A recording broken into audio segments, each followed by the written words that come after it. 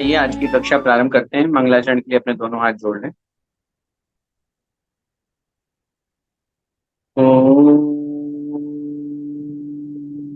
नमः सिद्धेभ्यः। ओम नमः सिद्धेभ्यः। ओम नमः सिद्धेभ्यः। नमो अरिहन्ताणम् नमो सिद्धाणं नमो आयरिणाणं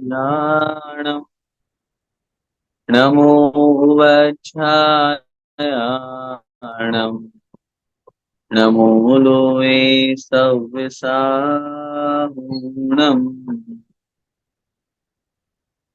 पंच परमेष्ठी भगवान की जय।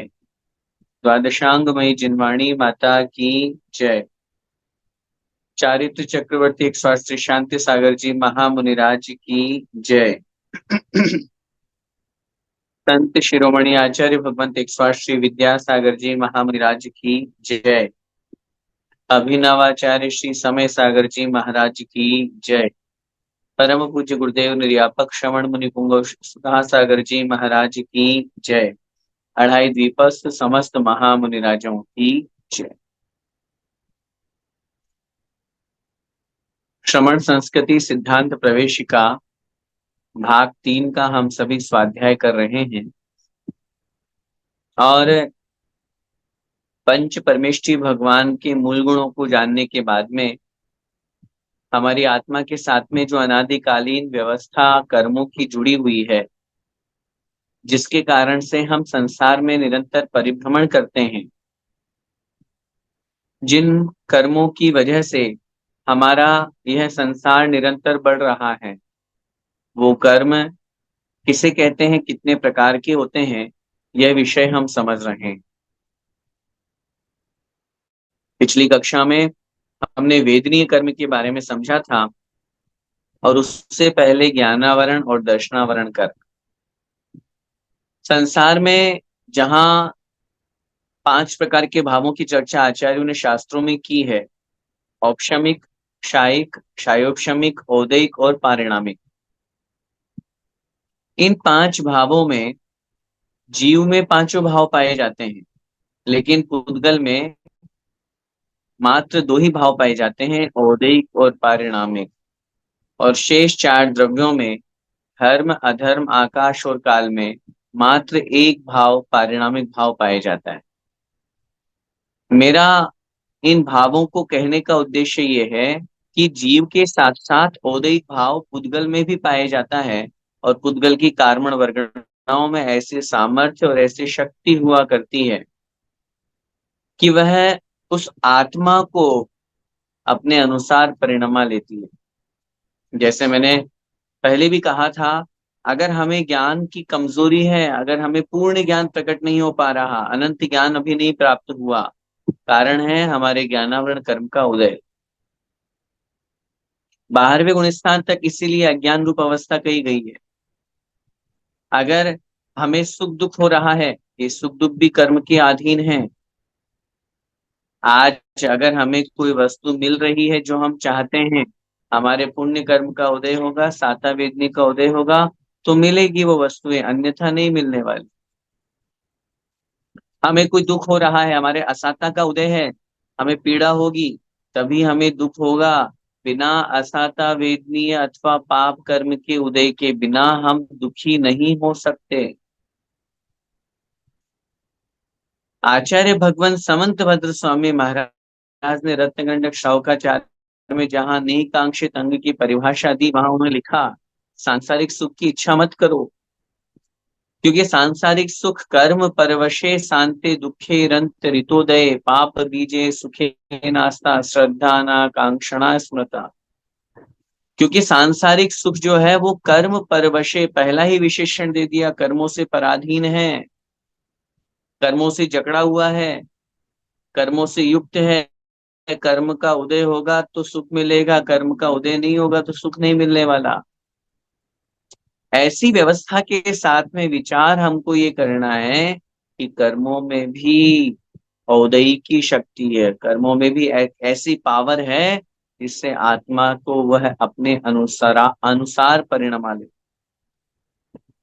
अपन ने उन दोनों प्रकार के साता और असाता वेदनीय को पिछली कक्षा में बहुत अच्छी तरह से समझा था।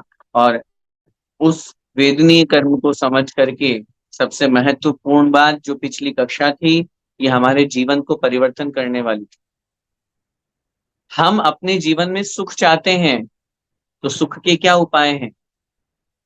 हम अपने जीवन में दुख से बचना चाहते हैं, दुख से बचने के क्या उपाय हैं? इन दोनों बातों पर हमने पिछली कक्षा में चर्चा की थी।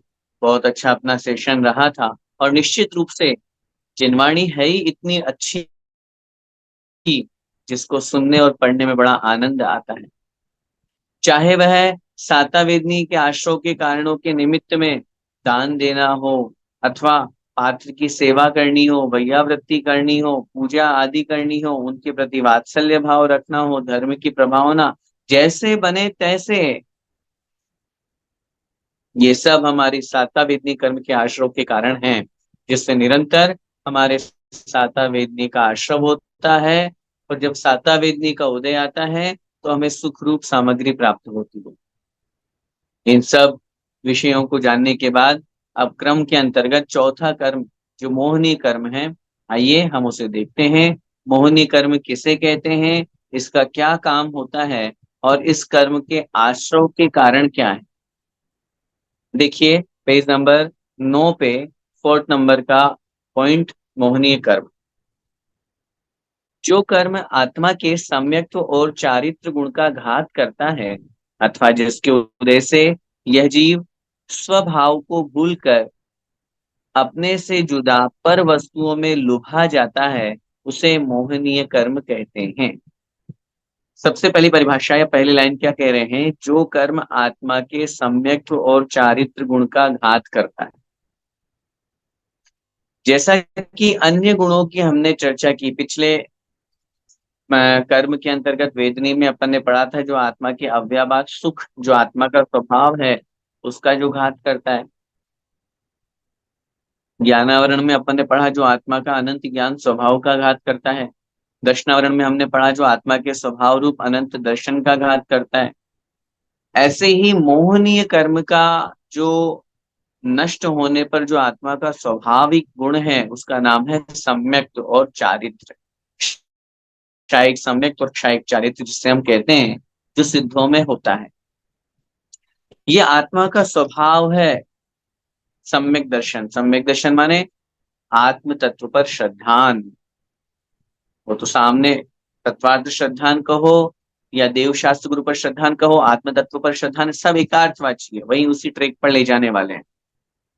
आत्मा पर श्रद्धान आत्मा है, आत्मा पे विश्वास, मेरी आत्मा का स्वरूप ऐसा है, पर पदार्थों से भिन्न है, ये शरीर मेरा स्वभाव नहीं है, इस तरह का श्रद्धान मजबूत जहां होता है, उसका नाम होता है सम्यक। और चारित्र जो आत्मा की गुण है, आत्मा की पर्याय है, आत्मा का एक महत्वपूर्ण अर्थात आत्म स्वरूप की प्राप्ति ही आत्म की सम्यक चारित्र कहलाता है। पांचों पापों का पूर्ण रूप से त्याग, किसी प्रकार का कोई विकल्प नहीं, निर्विकल्प होना, ये सब चीज है।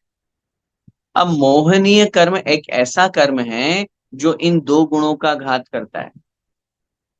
न तो आत्मा में सम्यक दर्शन प्रकट होने देता और न सम्यक चारित्र प्रकट होने देता। यदि सम्यक दर्शन प्रकट होगा तो नियम से मोहनीय कर्म के दो भेद होते हैं, दर्शन मोहनीय और चारित्र मोहनीय। उनके और उत्तर भेद करते हैं तो दर्शन मोहनीय के तीन भेद होते हैं, मिथ्यात्व, सम्यक मिथ्यात्व और सम्यक प्रकृति। और चारित्र मोहनीय के 25 भेद होते हैं, अनंतानुबंधी, क्रोधमान माया लोभ, अप्रत्याख्यान क्रोधमान माया लोभ, प्रत्याख्यान क्रोधमान माया लोभ, संजुलन क्रोधमान माया लोभ। 16 हो गए। हास्य, रति, अरति, शोक, भय, जुगुप्सा, स्त्रीवेद, पुरुषवेद, नपुंसक वेद, 9। 16 और 9 25। सम्यक दर्शन जब भी आत्मा को होगा, इन 28 प्रकृतियों में से अनंतानुबंधी, क्रोधमान माया लोभ मिथ्यात्व, सम्यक मिथ्यात्व और सम्यक प्रकृति, इन 7 प्रकृतियों के उपशम अथवा क्षयोपशम से होगा, नियम से। मोहनीय के रहते हुए या इन प्रकृतियों के, इन कर्मों के रहते हुए सम्यक दर्शन प्रकट नहीं हो सकता। अब ऐसी स्थिति में इसीलिए यहां पर कहा जा रहा है जो सम्यक तो गुण का घात करता है, ऐसे ही चारित्र गुण का, क्योंकि जो मुनि महाराज चारित्र को प्रकट करते हैं, जिनके चारित्र प्रकट होता है, उनके अनंतानुबंधी का अभाव, अप्रत्याख्यान का अभाव और प्रत्याख्यान का अभाव, तब तो छठा सातवां गुण स्थान बन पाता है, अन्यथा नहीं बन पाएगा। इसलिए आत्मा का जो स्वभाव है, ऐसे सम्यक्त और चारित्र गुण का घात जिसके माध्यम से होता है, और सबसे महत्वपूर्ण बात, जिसके उदय से यह जीव स्वभाव को भूलकर अपने से जुदा पर वस्तुओं में लुभा जाता है। मम इदम, यह वस्तु मेरी है। अहम इदम, यह मैं हूं। यहां पर जहां हमारे अंदर कर्तृत्व की बुद्धि होगी, अहम बुद्धि होगी, ममकार की, ममत्व की बुद्धि होगी, तब उस स्थिति में यही मोहनीय कर्म हमारे साथ में उदय रूप में अपना फल दिखा रहा। पंडित दौलत राम जी ने छेड़ाला जी में जो कहा, मैं सुखी दुखी में रंक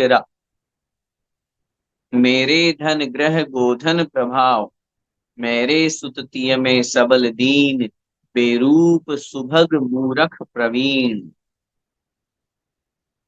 ये जो हम जोड़ रहे हैं, ये जो हम व्यवस्था समझ रहे हैं, निश्चित रूप से ये मान करके चलिएगा, हम ये मिथ्यात्व का उदय है, ये मोहनी का उदय है।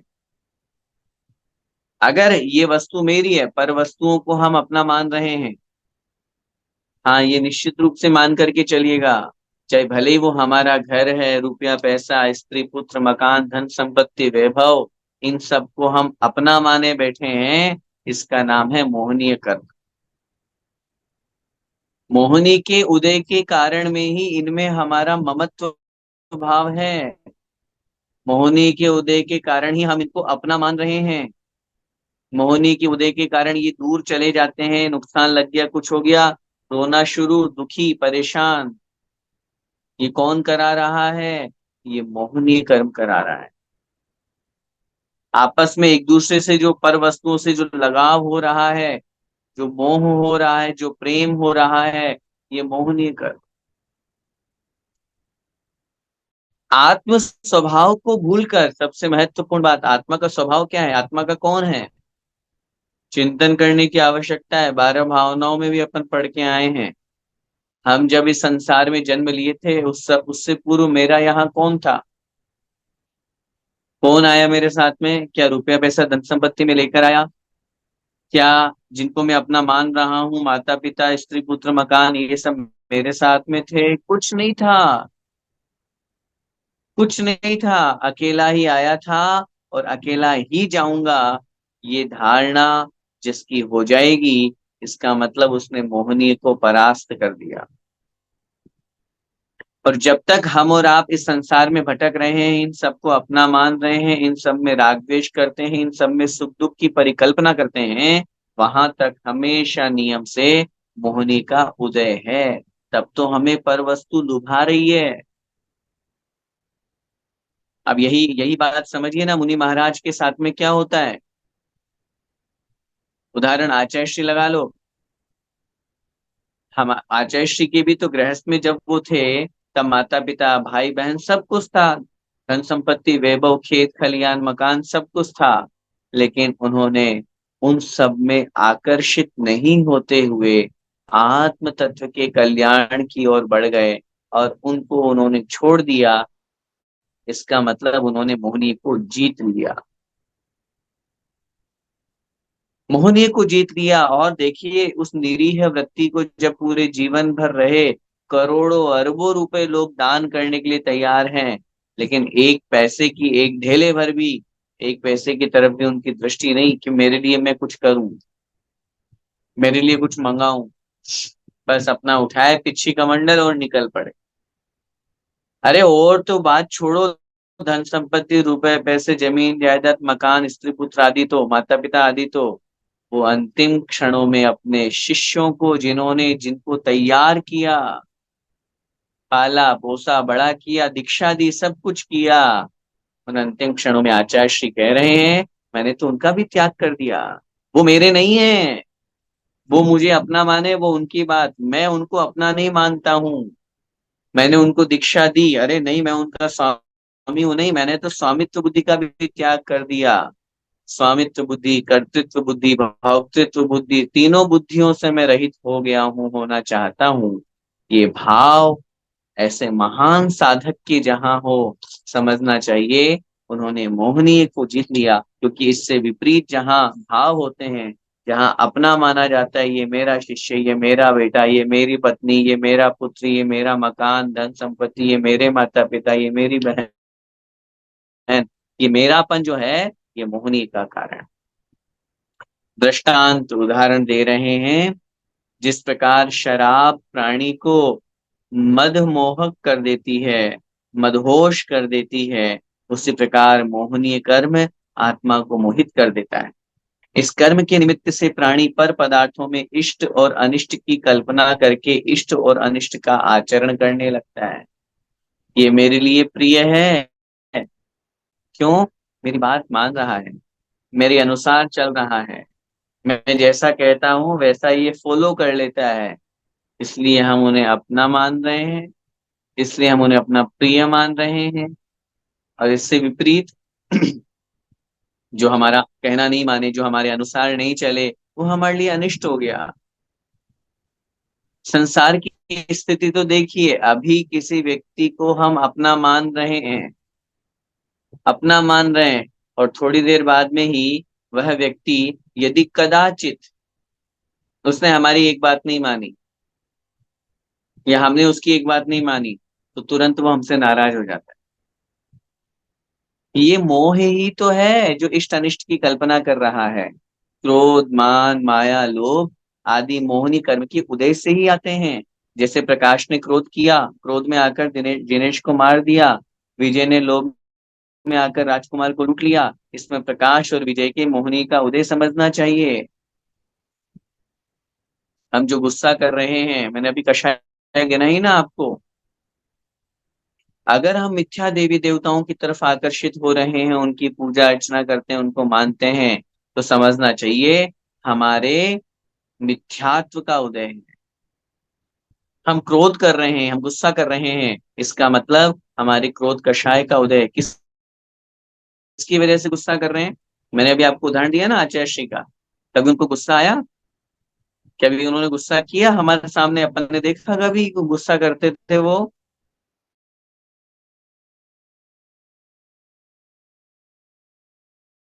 क्यों नहीं?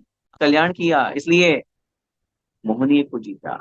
हम और आप क्रोधी होते हैं, मानी होते हैं, मायावी होते हैं, लोभी होते हैं। तो ये स्थितियां किसकी वजह से होती है? मोहनीय कर्म की वजह से। अब ये मोहनीय कर्म का बंध क्यों होता है? और ये बात हम सब जानते हैं, आठों कर्मों में सबसे प्रचंड कर्म, सबसे खतरनाक कर्म, सबसे भयंकर और भयानक कर्म अगर कोई है, उसका नाम है मोहिनी कर्म। और ये भी ध्यान रखना है, आठों कर्मों में सबसे पहले नष्ट भी इसी को करना होता है।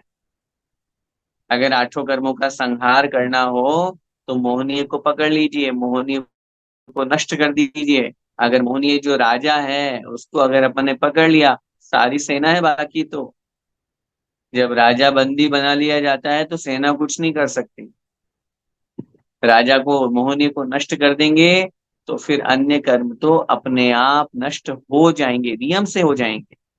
इसलिए पहले तो नष्ट करने के लिए अपने को पुरुषार्थ ये देखना है कि उसके बंध के कारण क्या है, ताकि उनसे बचेंगे तो हम पुण्य कर्म का बंध नहीं होगा। बंध के कारण में लिख रहे हैं, सच्चे देव शास्त्र गुरु और धर्म में दोष लगाना, उनके स्वरूप को बदलना, मिथ्या देव शास्त्र गुरु की प्रशंसा या सेवा करना, आगम की मर्यादा का उल्लंघन करना, क्रोधादि कषाय करना, और इत्यादि कार्यों से मोहनी कर्म का बंध होता है। अब एक एक को समझिए। सच्चे देव, शास्त्र और गुरु धर्म में दोष लगाना। वीतरागी भगवान हैं, सच्चे देव हैं, फिर भी उनमें आपने झूठा दोष लगा दिया। अरे, केवली भगवान तो कवलाहार करते हैं। श्वेतांबर परंपरा में जो केवली भगवान होते हैं, उनको उन्होंने कवलाहार रूप में स्वीकार किया है। कवलाहार का मतलब होता है, जैसे हम और आप भोजन ग्रहण करते हैं, वैसे वो कहते हैं वो भी कवलाहार करते हैं केवल ज्ञान हो जाने पर। शास्त्रों में लिखा हुआ है कि हमें किसी प्रकार की कोई बलि नहीं देनी चाहिए, हिंसा होती है, अहिंसा धर्म का पालन करना चाहिए। और आपने कह दिया अरे बेकार, शास्त्रों में क्या लिखा है, कुछ नहीं है। इनकी बातें हम कैसे माने। जैनियों में तो अहिंसा की बात की जाती है, और अहिंसा तो कायर बनना सिखाता है। किसी की हिंसा मत करो। अरे हम कोई चींटी से डरते हैं क्या, जो हम चींटी को नहीं मारेंगे। हम सामने वाले से डरते थोड़ी ना है, हम तो मारेंगे। तो जैनी तो कायर बनना सिखा रहे हैं। ऐसी मान्यता रखना, धर्म पर दोष लगाना। और साथ में गुरु, निर्ग्रंथ दिगंबर गुरु हैं, कुछ भी अपने ऊपर वस्त्र धारण नहीं करते। अरे ये तो निर्लज होते हैं, शुद्ध होते हैं, बेकार है, इस तरह से उनके ऊपर दोष लगाना, दोषारोपण करना। हमेशा जीवन में ध्यान रखना, हमारे यहाँ तो किसी में दोष हो तो उस दोष के कहने की भी मना की गई है। दोष ढांकू सभी का पढ़ा होगा, शांति पाठ में रोज पढ़ते हैं, दोष वादे च मौनम। दोष बोलने में, दोष कथन करने में हमेशा मौन धारण करना। यहाँ तो होने पर भी मना की जाती है, और यहाँ तो दोष नहीं है फिर भी आप दोष मढ़ रहे हो, दोष डाल रहे हो, दोषारोपण कर रहे हो। ये बहुत बहुत बड़ा पाप है, बहुत बड़ा पाप है। आप स्वयं अपने लिए विचार करें। आप में जो कमी नहीं है, आप में जो गलती नहीं है, आप में जो दोष नहीं है, और लोक में अगर उसकी प्रसिद्धि हो जाए कि अरे इसमें तो ये कमी है।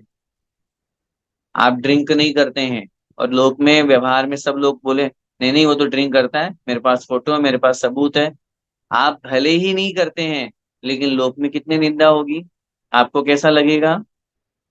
और जो लोग कर रहे हैं इस तरह का अपमान, या यूं कहिए निंदा या दोषारोपण, वो आपकी मजाक उड़ाने के लिए, आपको निम्न दिखाने के लिए, आपको नीचा दिखाने के लिए कर रहे हैं। इसलिए जीवन में हमेशा ध्यान रखें, देव, शास्त्र, गुरु और धर्म पर कभी दोष नहीं लगाना। खूब पूजा पाठ कर ली हमने, हमारा काम नहीं हुआ। खूब शांति धारा कर ली हमने, तो भी हमारा कार्य सिद्ध नहीं हुआ, तो आपने धर्म पर दोष लगा दिया। धर्म करते हुए कभी इस तरह की उलाहना नहीं देना। धर्म करते हुए कभी मन में ऐसा भाव नहीं लाना, अरे इतने सालों से, इतने वर्षों से ये सब कर रहा हूं, तो भी क्या परिणाम मुझे मिला, तो भी क्या फल मुझे मिला। क्या इसके लिए कर रहे थे? कहाँ लिखा है कि ऐसा करने से हो ही जाएगा। हम तो अपना कर्तव्य करें ना। अगर धर्म के प्रति हमारे अंदर उलाहना का भाव आ गया, किसी ने हमसे पूछा शांति धारा कर लूं, अरे कुछ नहीं होता शांति धारा करने से। क्या होता है शांति धारा करने से? शांति धारा, शांति धारा, ये हवा बना दिया शांति धारा, बोलियां बनाते हैं, ये करते हैं, वो करते हैं। आपने धर्म पर दोष लगा दिया। आपने धर्म के ऊपर दोष लगा दिया। कोई धर्म मार्ग पर बढ़ना चाहता है, कोई धर्म क्रिया करना चाहता है, और आपने उसको रोक दिया। ये दोषारोपण है। मोहनीय का बंद होता है, मिथ्यात्व का बंद होता है। और सबसे बड़ा पाप अगर दुनिया में कोई है, उसका नाम है मिथ्यात्व। उनके स्वरूप को बदल देना, मिथ्या देव, शास्त्र, गुरु की प्रशंसा और सेवा करना। अरे कुछ नहीं रखा, वहां जाओ उन बालाजी के पास, वहां उन भगवान के पास में जाओ, वस्त्रधारी, अस्त्रधारी, शस्त्रधारी हैं, उनके पास में जाओ। वहां जाने से तुम्हारा काम हो जाएगा, तुम्हारी मन्नत पूरी हो जाएगी, तुम्हारी मन की इच्छा पूरी हो जाएगी।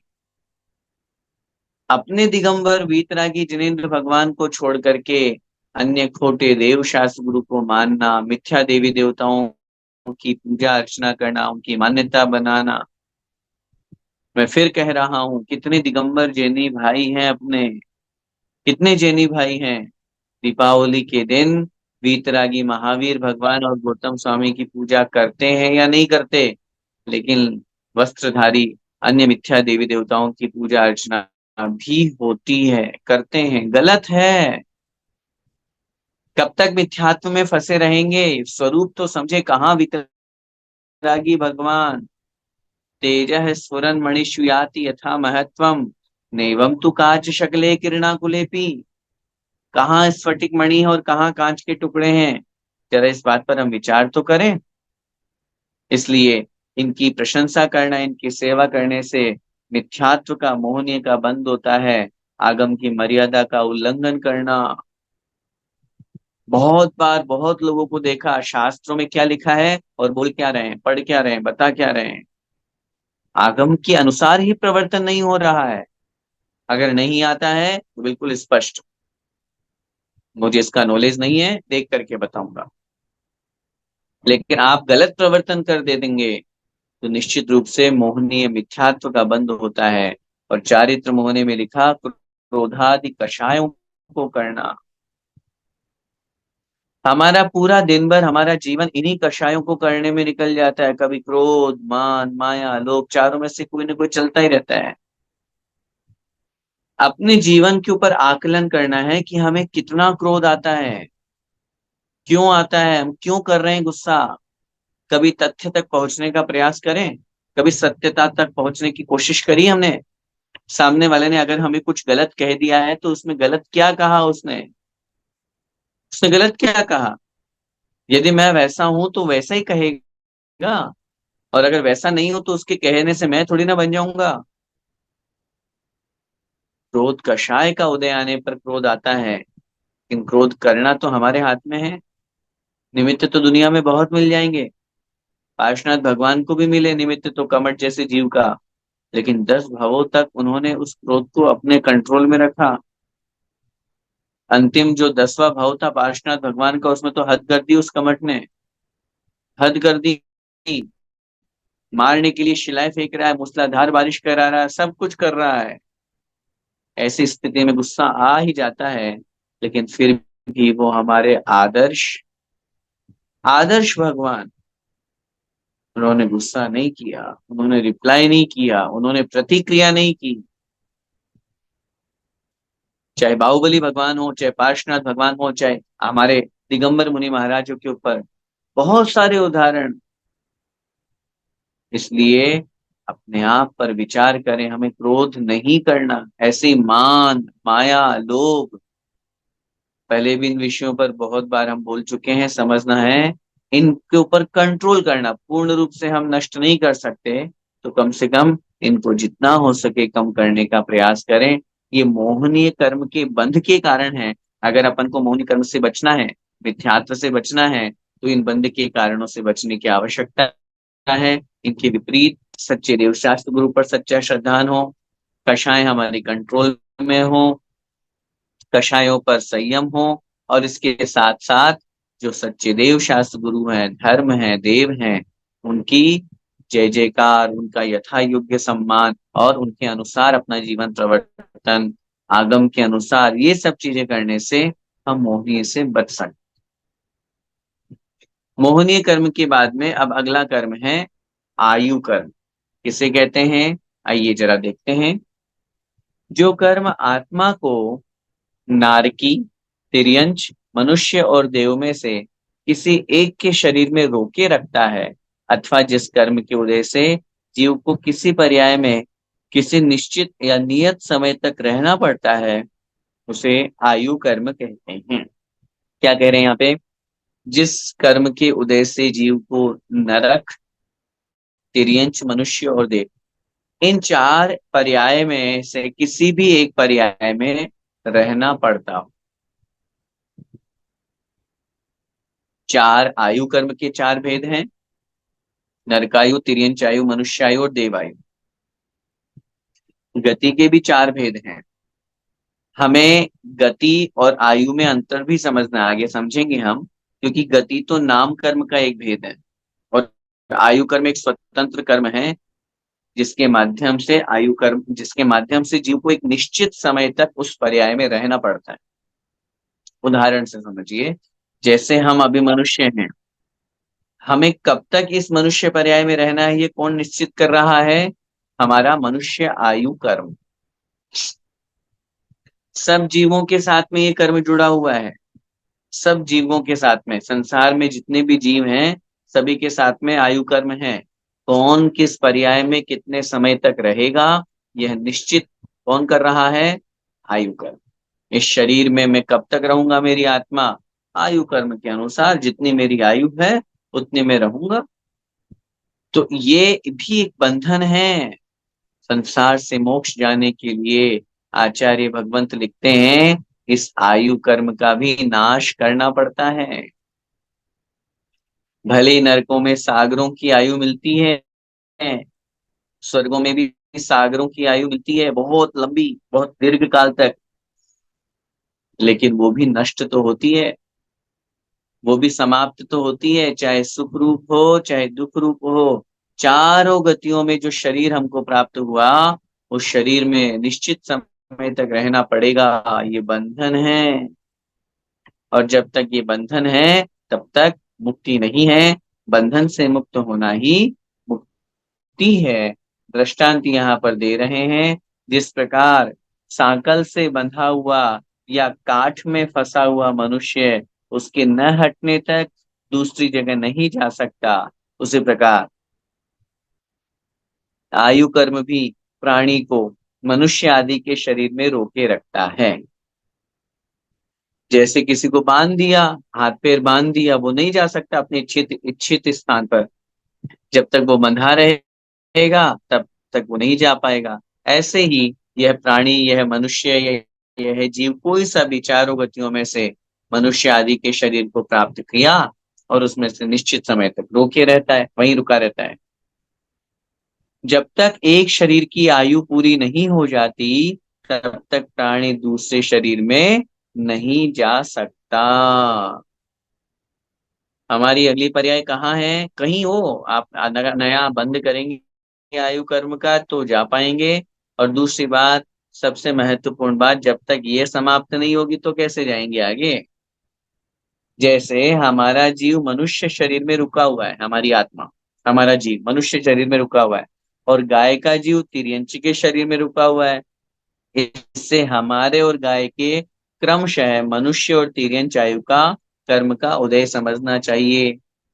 अभी हमारे मनुष्य आयु का उदय है, कब तक रहेगा? जब तक आयु कर्म है, क्योंकि हम मनुष्य आयु में हैं। ऐसे ही कोई गाय है, तिरियन बैल है, हाथी घोड़ा है, मक्खी मच्छर टिड्डी भोरा है, इन सबके कौन सी आयु का उदय है? तिर्यंच आयु का, क्योंकि ये तिर्यंच आयु के जीव कहलाते हैं। अब चार प्रकार की आयु हुआ करती है, मनुष्य आयु, तिर्यंच आयु, नरकायु और देवायु। इन चार प्रकार की आयु में सबसे अच्छी आयु कौन सी है? उत्तर मिलेगा वैसे तो कोई सी भी नहीं है, क्योंकि हमें आयु कर्म के चक्कर में संसार में थोड़ी ना रहना है। जाना तो हमें आयु कर्म को नष्ट करके मोक्ष की तरफ है। तो आयु कर्म तो कोई सा भी अच्छा नहीं है। लेकिन अब कहा जाए कि चारों में से भैया कोई एक ऑप्शन को चुनो, तो उत्तर मिलेगा मनुष्य आयु, देवायु नहीं। हाँ, देवायु में सुख चाहिए तो देवायु अच्छी है, लेकिन हमें तो संयम धारण करके आत्म कल्याण करना है। हमें तो संयम के माध्यम से आत्मा की तरफ अग्रसर होना है।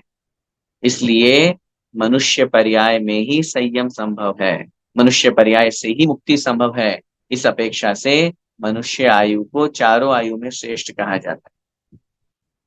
अब हम ये सोचें, अब अगर हम ये विचार करें मुझे अगली पर्याय नरक की नहीं मिले, मेरा जन्म नरक में ना हो, मैं तिर्यंच में ना जाऊं, तो फिर उनके बंध पर विचार करना पड़ेगा।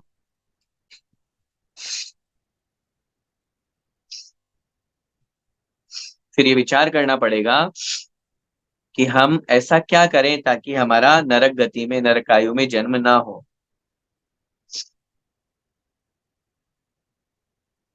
तो उनके बंध के कारण अपन पढ़ते हैं ताकि अपन उनसे अपन बच पाए। आइए देखते हैं बंध के कारण व भेद अलग अलग बता रहे हैं। बहुत हिंसा करना, बहुत आरंभ करना, बहुत परिग्रह रखना आदि से नरकायु का बंध होता है। एक एक को समझेंगे अपन। सॉरी। आचार्य भगवंत उमा स्वामी महाराज ने तत्वार सूत्र के छठे अध्याय में इन सबका बहुत अच्छा वर्णन किया है। बहुआरंभ परिग्रहत्वम नारकस्यायुष। कोई जीव बहुत ज्यादा आरंभ और बहुत ज्यादा परिग्रह रखता है तो वह नरकायु का बंध करता है। अब देख लो, बहुत सीधी सी देखो गणित है यहाँ तो। जैन धर्म इतना स्पष्ट है, बिल्कुल सामने है। हमें कहाँ जाना है ये हमारे ऊपर डिपेंड है। हमें अगली पर्याय कहाँ मिलेगी, अपने आप को टटोल लीजिए। आरंभ का मतलब होता है हिंसा। कोई बहुत ज्यादा हिंसा करता है, दिन रात पाप में लगा हुआ है, गलत काम करता है, सत्य व्यसन करता है, चोरी डालता है, चोरी करता है, डाका डालता है, गलत काम करता है, परिस्त्री सेवन करता है, वेश्यागमन करता है, पाप करता रहता है। और व्यापार भी ऐसा करता है जिसमें बहुत पाप होता है, बहुत झूठ बोलना पड़ता है, बहुत हिंसा, झूठ, चोरी, कुशील, परिग्रह, पांचों पाप में जो संलग्न है, जहां बहुत ज्यादा कषाय होती है, उसका नाम है बहुआरंभम। बहुत ज्यादा आरंभ। और दूसरा है बहुत परिग्रह। आवश्यकता के अनुसार वस्तुओं को संग्रह करना समझ में आता है क्योंकि गृहस्थी में है, जरूरी है। लेकिन जहाँ आवश्यकता से अधिक वस्तुओं को हम संचित कर रहे हैं, इकट्ठा कर रहे हैं, जो वस्तु हमारे उपयोग में नहीं है फिर भी हमारे पास रखी हुई है, कितना सारा हमारे पास वेस्टेज सामान है, अपार धन संपत्ति है जो उपयोग में नहीं आ रही है, उन सब से बहु परिग्रहत्वम, अत्यधिक परिग्रह, नारकस्यायुष है, नरकायु के आश्रव का कारण। अब लगा लीजिए भैया, अगली पर्याय किस किस की नरक में जाना निश्चित है। अगली पर्याय सूत्र दे दिया, और बचना है, नरक में नहीं जाना है, तो इसी को कंट्रोल कर लीजिए। इसी से बच जाना है, नहीं हमें बहुत ज्यादा परिग्रह क्या करना भैया। अब कितने लोग दुनिया में ऐसे हैं।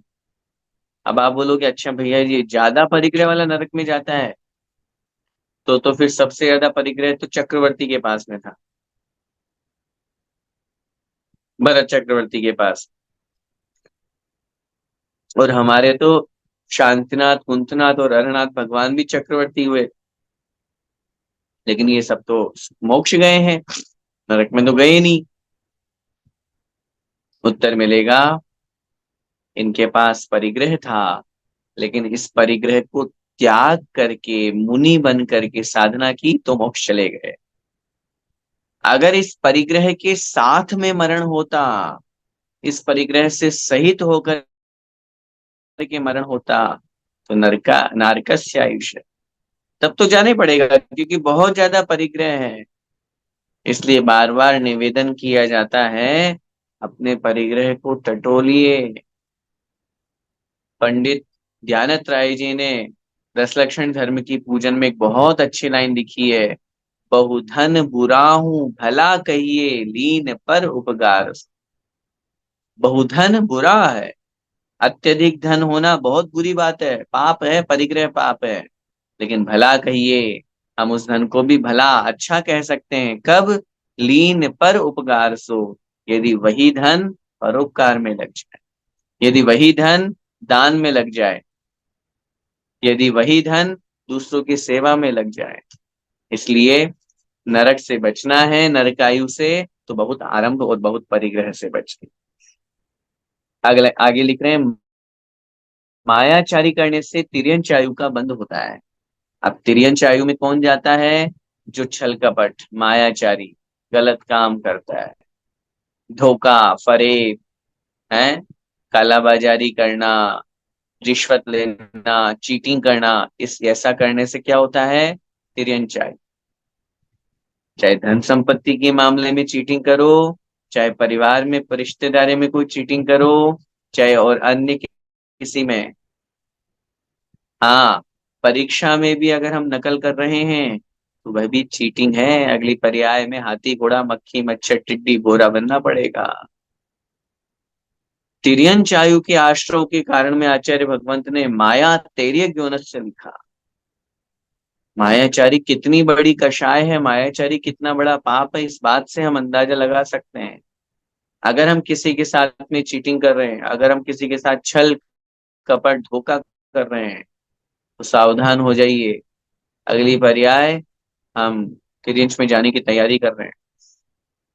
हम मक्खी मच्छर टिड्डी भोरा बनने की तैयारी कर रहे हैं, हम छिपकली कबूतर बनने की तैयारी कर रहे हैं। उस पाप से बचना है ताकि तिर्यंच आयु में हमारा जन्म ना हो। और ये बात बहुत बहुत अच्छी तरह से समझिएगा, नियम है, सिद्धांत है। एक बार जिस आयु का बंध हो जाता है, अगली पर्याय में उस जीव को उस आयु में जाना ही पड़ता है, हम बदल नहीं सकते। यहाँ संक्रमण नहीं होता, आयु कर्म में चेंजेस नहीं होते। एक बार जिस आयु का बंध हो गया, तो बस ये जाना ही पड़ेगा, कोई इलाज नहीं है। इसलिए मायाचारी से बचें ताकि तिर्यंच आयु का बंध ना हो। आगे लिख रहे हैं, थोड़ा आरंभ और थोड़ा परिग्रह रखने आदि से मनुष्य आयु का बंध होता है। अब जैसा कि हमने बताया ना, सबसे अच्छी आयु कौन सी है? मनुष्य आयु। अब मनुष्य आयु का बंध कब होता है? अल्पारंभ परिग्रहत्वम मानुषस्य। अल्प आरंभ अर्थात थोड़ा आरंभ, आरंभ माने हिंसा। अब संसार में है, गृहस्थी में है, तो थोड़ा बहुत हिंसा तो करनी पड़ेगी। बिना उद्योगी हिंसा किए, बिना थोड़ी बहुत हिंसा की हम बिना व्यापार नहीं कर सकते। गृहस्थी चलानी है, आरंभ भी हिंसा होगी, भोजन आदि बनाना है। पृथ्वी का एक, जल का एक आदि की हिंसा होगी, झाड़ू पोछा लगाना है, जीवों की हिंसा होती है। लेकिन उसमें विवेक पूर्वक क्रिया करना, अच्छी तरह से समझ करके, अगर कहीं जीव हो तो वहां पर बिल्कुल हल्के हाथों से झाड़ू लगाना, फूंक मार करके उनको पहले अलग करना, फिर वहां से झाड़ू लगाना, पोछा लगाना, ठीक करना। कहीं उठते बैठते समय जीव हिंसा का ध्यान रखना, भोजन बनाते समय जीव हिंसा का, सब जगह। मैं मानता हूं कि जीव हिंसा होती है, लेकिन यदि उस पर अपन ने कंट्रोल कर लिया या वश में कर लिया, या यूं कहिए कि अपन ने समझदारी दिखाई, विवेक पूर्वक क्रिया करी, तब उस स्थिति में हम बहुत पाप से बच गए। और अल्प परिग्रह अर्थात थोड़ा परिग्रह। कितना परिग्रह? जितनी हमारी आवश्यकता। एक होता है नेसेसिटी, एक होता है लग्जरी, आवश्यकता और विलासिता।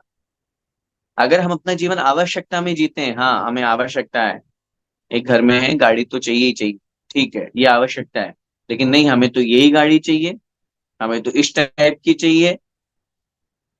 उसके वो निकली, 2 महीने भी चलाए हुए नहीं, नया मॉडल आ गया, अब हमें तो वो चाहिए। तीन तीन गाड़ियां खड़ी है घर में, हर सब जगह बहुत ऐशो आराम के सब चीजें हैं। ये कहलाती है विलासिता। आवश्यकता में कोई अंतर, कोई दिक्कत नहीं है, गृहस्थी में जितनी हमारी आवश्यकता उतना हम उपयोग करें, अल्प परिग्रह कहलाएगा। लेकिन जहां बहुत ज्यादा इकट्ठा हम कर रहे हैं, वह कहलाता है बहु परिग्रहत्वम। अगर मनुष्य आयु प्राप्त करना है, अभी जो मिली अपन को कहीं पुण्योदय से, अब वापस अपन मनुष्य आयु प्राप्त करके और मोक्ष की यात्रा करना चाहते हैं, तो थोड़ा आरंभ और थोड़ा परिग्रह। बस यही भावना भाव कि भगवान इतना दीजिए, जैसा वो उक्ति है ना, साईं इतना दीजिए, भगवान इतना दीजिए जहाँ में कुटुंब समाए, मैं भी भूखा ना रहूं, साधु न भूखा जाए। बस और क्या चाहिए मुझे? इंसान किसके लिए मेहनत कर रहा है, सुबह से शाम क्यों दौड़ धूप कर रहा है, क्यों ऑफिस जा रहा है, क्यों सर्विस कर रहा है, क्यों फैक्ट्री जा रहा है, क्यों क्यों? सिर्फ एक ही लक्ष्य है, मुझे अपने तन पर ढकने के लिए कपड़ा चाहिए, मुझे रहने के लिए मकान चाहिए, मुझे भोजन चाहिए ताकि मेरा पेट भर सकूं, मैं अपने परिवार का पालन पोषण, बस यही लक्ष्य है ना। मेरी आवश्यकता है मैं अपने बच्चों को पाल सकूं, मैं अपने परिवार को चला सकूं, पालन पोषण कर सकूं, शरीर को ढके कपड़ा ले सकूं, कहीं एक मकान ले, सही है, बस ये आवश्यकता है। अब इससे अतिरिक्त अगर हम कुछ वांछा और इच्छा कर रहे हैं, तो वह अत्यधिक मूर्छा परिग्रह है, परिग्रह की कोटि। इसलिए मनुष्य आयु के आश्रम में लिखा, कल कम आरंभ और कम परिग्रह। देवायु के आश्रम में क्या लिख रहे हैं? सम्यक तो प्राप्ति, व्रत का पालन करना, शांति पूर्वक दुख सहन करना आदि से देवायु का बंध होता है। सबसे पहला लिखा सम्यक की प्राप्ति। सम्यक दर्शन यदि किसी जीव को हो जाता है और जब उसका आयु बंद होता है तो वह जीव नियम से अगले पर्याय में वैमानिक देव बनता है। सम्यक्त के साथ यदि किसी का आयु बंद होता है तो वो वैमानिक देवों की आयु का बंद करता है। अब देव पर्याय में जाना है, उत्तर क्या मिलेगा? अब देखो, वरम व्रते ही पदम देवम नाव्रतेर्बत नारकम छाया तपस्थयोर भेद है प्रतिपाल यतुर्महा। आचार्य भगवान पूज्यपाद स्वामी महाराज ने इष्टोपदेश में यह तीसरे नंबर की कारिका लिखी। अब वर्तमान में तो मोक्ष नहीं है, तो फिर हम क्या करें? तो उन्होंने एक बहुत सुंदर उदाहरण के माध्यम से बताया। वरम व्रते पदम देवम, तीन मित्र हैं, उनमें से एक मित्र आगे निकल गया और दो दो मित्र आगे निकल गए और तीसरा मित्र पीछे रह गया। तो दोनों मित्रों को अपने तीसरे मित्र की प्रतीक्षा करनी है, इंतजार करना है। अब भयंकर धूप का समय, मारवाड़ धूप, गर्मी है, सिर्फ इंतजार ही करना है। एक मित्र सोचा लगभग आधा घंटा लगेगा आने में, तो मैं यही पेड़ के नीचे आराम से सुस्ता लेता, थक गया हूँ, बैठ जाता हूँ। और दूसरा मित्र बोलता है नहीं नहीं, मैं तो यहीं धूप में खड़े रह करके इंतजार करूंगा। बोलो दोनों में से अच्छा कौन? जो आराम से पेड़ के नीचे बैठ करके और थोड़े विश्राम कर रहा है ताकि बिल्कुल एनर्जी के साथ आगे बढ़ सकेगा। ठीक ऐसे ही आचार्य भगवंत लिख रहे हैं, वरम व्रते ही पदम देवम, व्रतों के द्वारा कुछ संयम नियम का पालन करने से देव पद प्राप्त करना श्रेष्ठ है। ना व्रतेर बत नारकम, बल्कि नरक में जाना अव्रतों के द्वारा, पाप करके नरक में जाना श्रेष्ठ नहीं है। दोनों में, दोनों मित्र में जैसे बहुत बड़ा अंतर है, ऐसे ही इन दोनों में बहुत बड़ा अंतर है। हम सबको इंतजार करना है चतुर्थ काल का, अवसर्पणी का चतुर्थ, उत्सर्पणी का तृतीय काल, अथवा यहाँ से विदेह क्षेत्र जाने की क्षमता अगर हमारी हो तो वहां पहुंच जाएं। लेकिन मोक्ष के योग्य क्षेत्र, मोक्ष के योग्य काल तो होना जरूरी है, और जब तक नहीं होता तो हम कहाँ जाएं? यू पर्याय में। अरे वहां पहुंच करके पूरे जीवन भर अकृत्रिम चैत्यालयों की वंदना करना, समोषण में पहुंचना। विदेह क्षेत्र में तो समोषण हमेशा रहते हैं। श्रीमंदर आदि भगवान के चरणों में पहुंच करके भगवान का उपदेश सुनना, दिगंबर मुनि महाराजों को, तरसठ रिद्धिधारी गणधरों की वंदना, पूजा, इन सब का शुभ अवसर किसमें मिलेगा? देव पर्याय में। वर्तमान के मनुष्य में नहीं मिल पाएगा।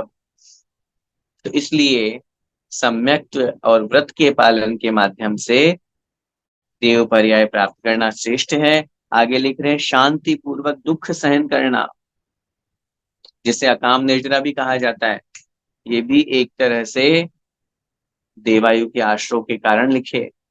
आचार्य भगवंत ने लिखा, सराग संयम संयमा संयमा काम निर्जरा बाल तपांश देवस। ये भी बाल तप या अकाम निर्जरा, ये भवनत्रिक देव जो हुआ करते हैं, भवनवासी, व्यंतर, ज्योतिषी और वैमानिक, चार देव होते हैं। इनमें से वैमानिक देवों के अलावा शेष तीन प्रकार के देव भवनत्रिक कहलाते हैं। उनमें ऐसी व्यवस्था बनाई गई है। वो जन्म के समय नियम से मिथ्या दृष्टि होते हैं, बाद में सम्यक धारण कर लें, कोई आपत्ति नहीं। उन देवों में इस व्यवस्था के अनुसार आचार्यों ने कथन किया है, उन देवों में अगर कोई जैसे कष्ट सहन कर रहा है शांत भाव से, परिणाम तो निर्मल है, इसलिए वह भी देवायु का आश्रय करता है। इस तरह से आयु कर्म के बंध के कारणों को अपन ने यहाँ पर समझा। अभी समय हो गया है। अन्य जो शेष तीन कर्म हैं, नाम कर्म, गोत्र कर्म और अंतराय कर्म, इनको अपन अगली कक्षा में देखेंगे। आज जो अपन ने समझा, जहां पर मोहनीय कर्म को अपन ने बहुत अच्छी तरह से जाना, मोहनीय के बाद में अपन ने आयु कर्म को जाना, इन दोनों कर्मों के माध्यम से मोहनीय जो हमारी आत्मा को एक निश्चित समय के लिए इस संसार में भटका रहा है, वह आयु कर्म निश्चित समय है, लेकिन मोहनी के कारण से हम भटक रहे। ऐसे मिथ्याद्रग ज्ञान चरण वश भ्रमत भरत दुख जन्म मरण, मिथ्या दर्शन, मिथ्या ज्ञान और मिथ्या चारित्र के कारण से ही हम संसार में परिभ्रमण कर रहे हैं। हमारा वह परिभ्रमण छूटे और हम संसार से विरक्त होकर के, या यूं कहें सम्यक्त्वादि को प्राप्त करके, रत्नत्रय को धारण करके मोक्ष मार्ग पर लगे। इसी मंगल में भावना के साथ बोले द्वादशांग मई चिन्वाणी माता की जय।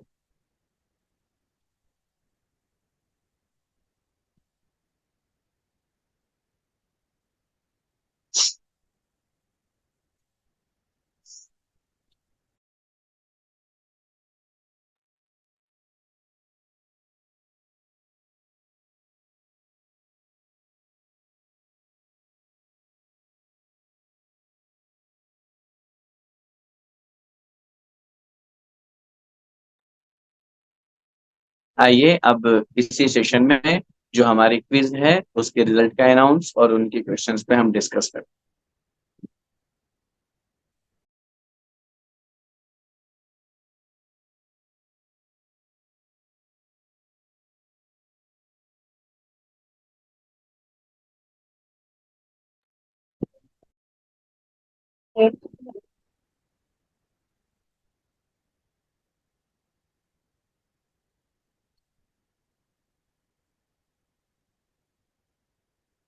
आइए पहले हम 10 क्वेश्चंस पर डिस्कस करते हैं।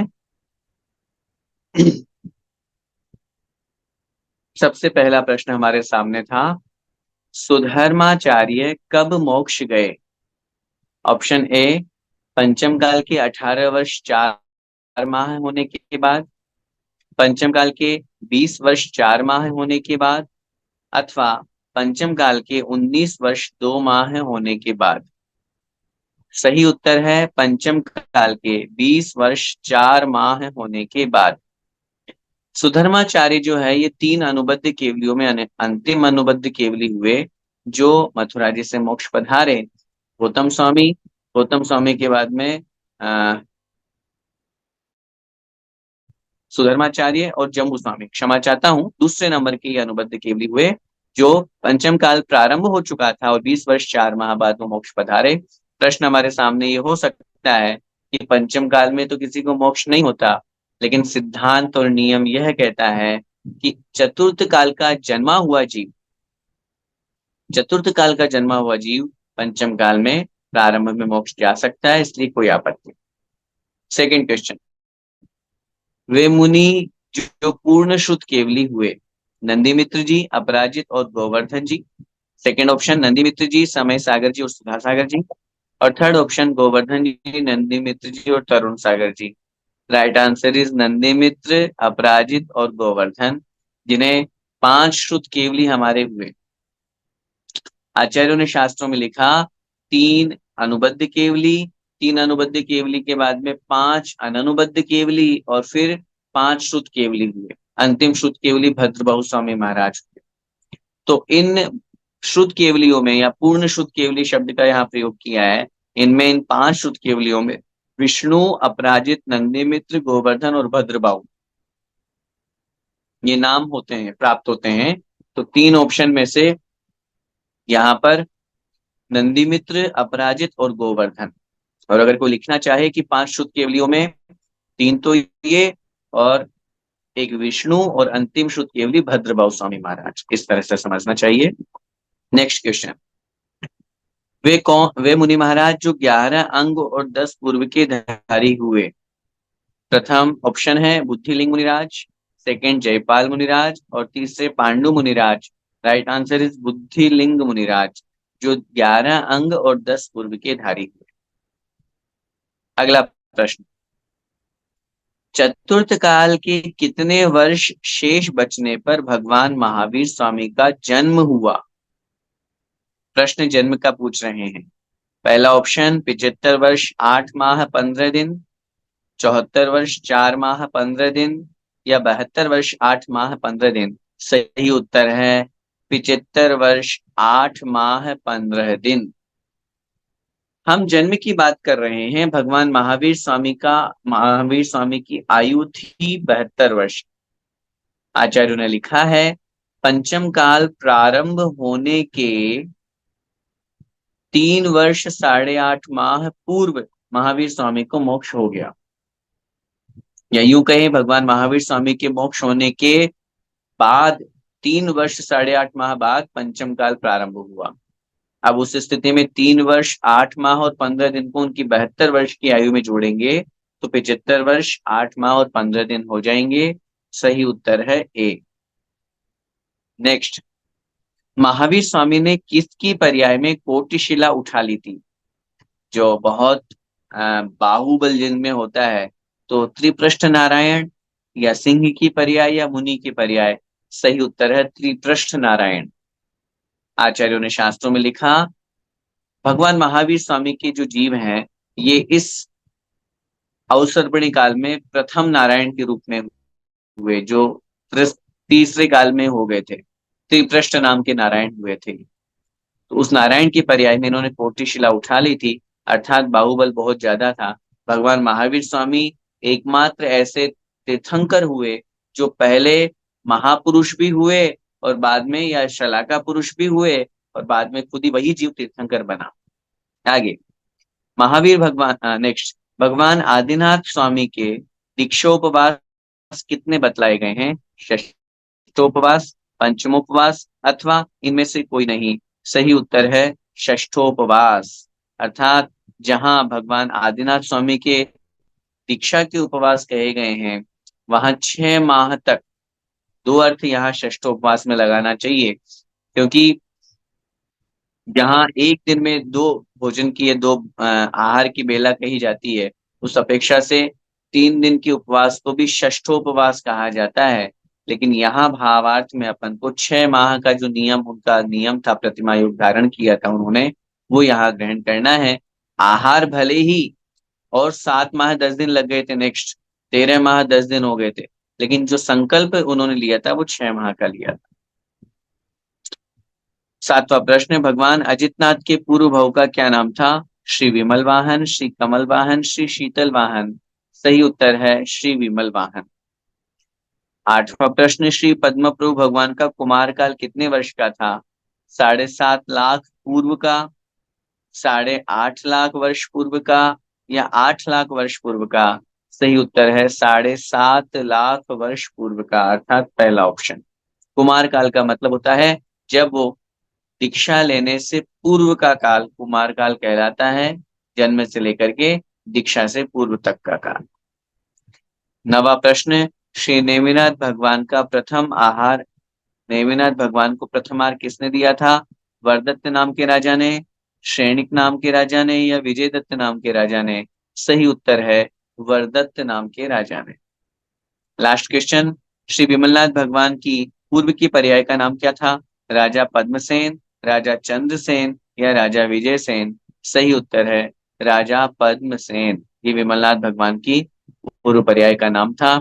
इस तरह से ये 10 प्रश्न हमारे सामने हुए। क्विज नंबर 18 इस बार हमारे सामने थी, और खुशी की बात यह है कि इस बार भी बढ़ चढ़कर लोगों ने बहुत अच्छा हिस्सा लिया है, और उन्हीं हिस्सा लेने वाले लोगों में जिन्होंने 10 मार्क्स हासिल करके 100% रिजल्ट जिनका आया है, ऐसे 28 कैंडिडेट्स हमारे सामने हैं। मैं जोरदार तालियों के साथ में उन 28 पार्टिसिपेंट्स का जोरदार तालियों से स्वागत करना चाहते हैं हम श्रमण संस्कृति जीसीसी टीम की तरफ से, जिन्होंने 100 में से 100 अंक प्राप्त किए हैं, 10 में से 10 प्रश्न पूरे सही करके उनका मैं नाम यहाँ अनाउंस कर रहा हूँ। सोनिया जी जैन मेरठ, नितिन जी छाबड़ा मालपुरा, अनुपमा जी जैन जलपाईगुड़ी, हेमलता जी जैन दुबई, पुष्पलता जी बड़जात्या मुंबई, सुमन जी जैन कोचीन, अनीता जी जैन रोहिणी दिल्ली, दिशी जी जैन राजस्थान, शुभांगी जी देमापुर जयसिंहपुर, गुणमाला जी जैन टोडा रायसिंह, सीमा जी जैन तेजपुर, अर्चना जी कासलीवाल इम्फाल, राजेंद्र जी जैन टोडा रायसिंह, साधना जी मोदी विदिशा, महेंद्र कुमार जी जैन इंदौर, पिंकी जी राव का बगाईगांव, मंजुला जी राव का Ajmera Bongaigaon, Suchitra ji Jain Bongaigaon, Pinki ji Bakliwal Bongaigaon, Ranju ji Jain Bongaigaon, Anila ji Jain Haridwar, Prabha ji Jain Delhi, Usha ji Bagda Bongaigaon, Vikas ji Godha Dubai, Smita ji Gore Dubai, Anuradha ji Jain Imphal, Pallavi ji Jain Dubai and last Chandragupt ji Patil Dubai. इन 28 लोगों ने ये क्विज नंबर 18 में 10 मार्क्स प्राप्त किए हैं। मैं पुनः अपनी तरफ से और टीम श्रवण संस्कृति जीसीसी परिवार की तरफ से इन सभी 28 महानुभावों को हार्दिक शुभकामनाएं, हार्दिक बधाइयां प्रेषित करता हूं, ताकि और आप सभी पुनः इनको बधाई देते हुए धर्म की प्रभावना में सम्मिलित हो। पुनः इसी तरह हम अपनी क्विज को, अपने धर्म प्रभावना के इस निमित्तभूत प्रश्नों को सब तक जितना पहुंचाने का प्रयास करें, ताकि बहुत लोगों तक यह पहुंचे। जितने लोगों तक पहुंचेगी उतनी धर्म की प्रभावना होगी। यही भावना मेरी यहाँ।